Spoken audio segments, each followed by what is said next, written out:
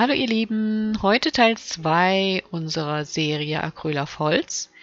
Einen MDF-Block habe ich hier, der ist schon zweimal mit Gesso grundiert. Ich zeige euch heute eine weitere, einfache Version zur Gestaltung. Ich arbeite heute mit Blautönen, ein Phthaloblau und ein Ultramarin, beide transparent. Und für meine erste Schicht brauche ich etwas Acrylbinder, diesmal glänzenden Acrylbinder. Für meine Grundierung mische ich den Binder mit beiden Blautönen.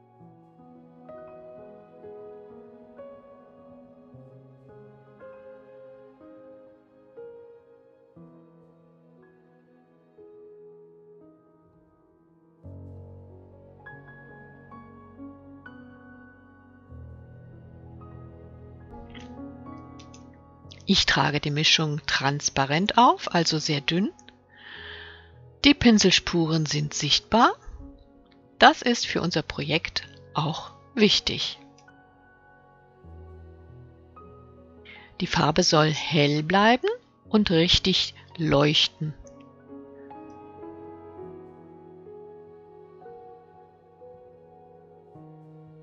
Zum Schluss achte ich darauf, dass meine Pinselstriche waagerecht verlaufen.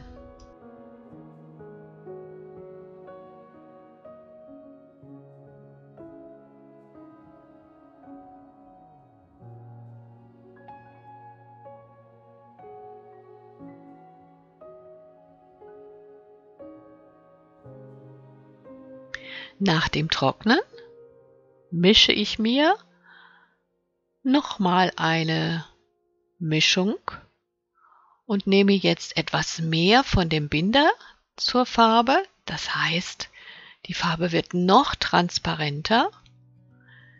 Dieser Auftrag erfolgt senkrecht.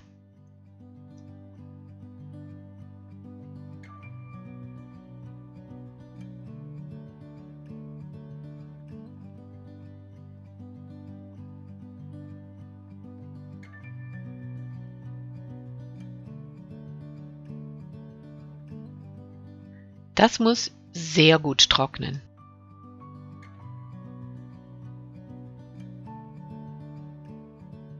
Kommt mal nah mit heran und seht, wie die beiden Pinselstrichspuren sich überlagern.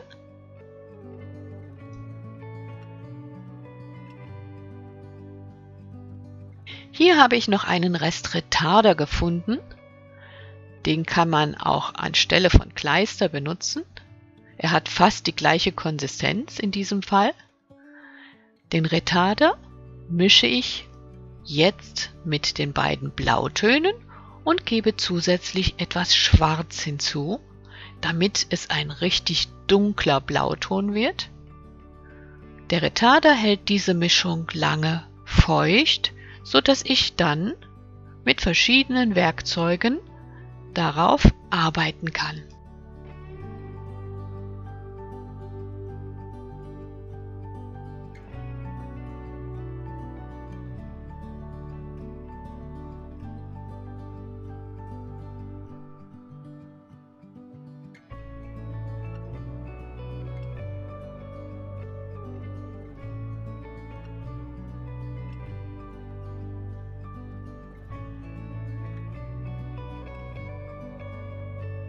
Mit dieser Mischung trage ich nun meine zweite Schicht auf. Wie ihr seht, wieder vertikal.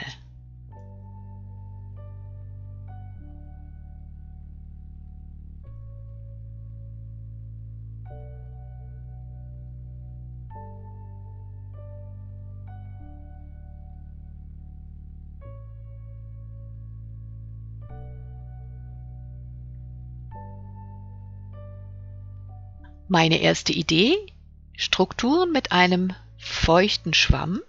Diesen drücke ich dann nochmal in einem trockenen Tuch etwas aus und versuche mein Glück.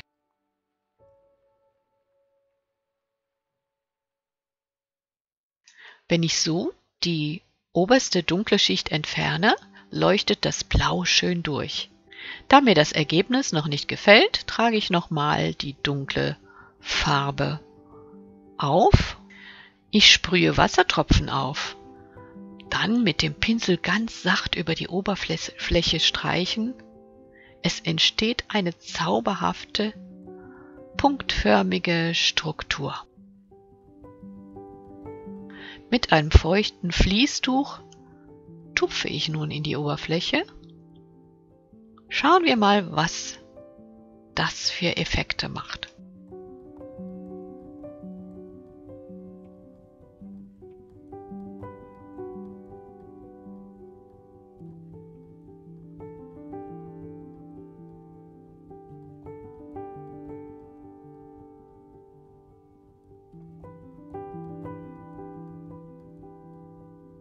Noch nicht ganz mein Fall. Ich streiche nochmals ganz leicht mit dem Pinsel darüber und versuche anschließend mein Glück erneut.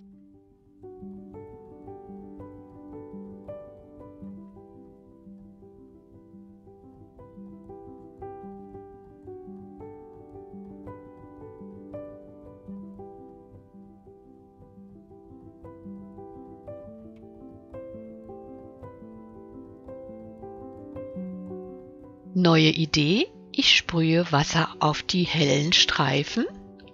Dann nehme ich einen kalten Föhn und verblase die Wassertropfen, sodass sie sich auf der Oberfläche verteilen und in Rinnsalen stehen bleiben.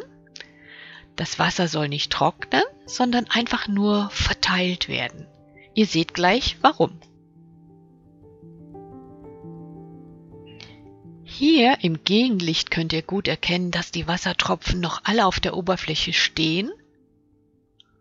Und so lege ich jetzt ein Papiertuch darüber und sauge gleichzeitig mit dem Wasser die Farbe weg. So entstehen neue Strukturen.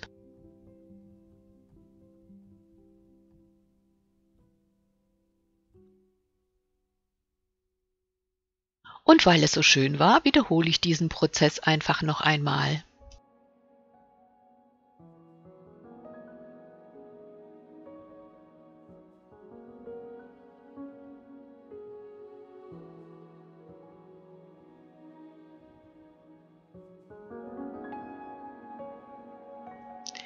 Das Ganze muss natürlich gründlich trocknen.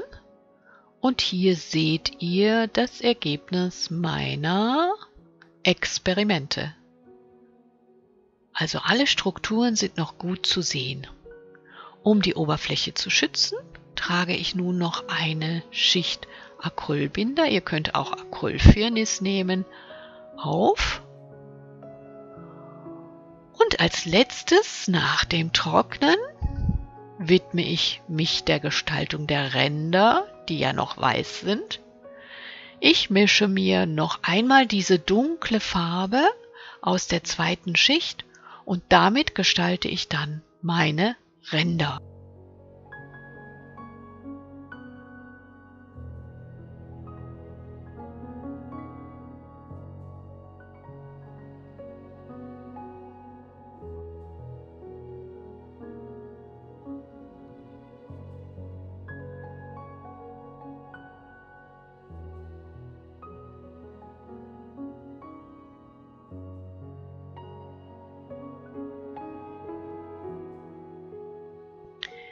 Hier also mein fertiger Block. Ich bin ganz zufrieden. Und was meint ihr?